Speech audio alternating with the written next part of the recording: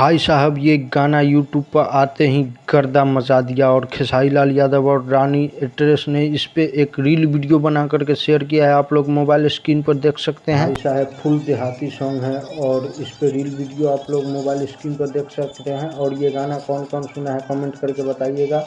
Full देहाती song में है और बड़ी लाजवाब।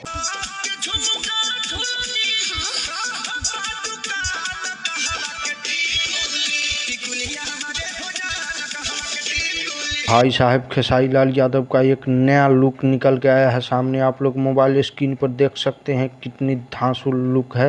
और इसमें एक ब्रांड का प्रचार करते हुए नजर आ रहे हैं खेसारी लाल यादव। आप लोग थोड़ा ये वीडियो क्लिप सुन लीजिए। बिजनेस करना है और बिजनेस करना है। कब तक डूबे रहोगे इन्हीं ख्यालों में?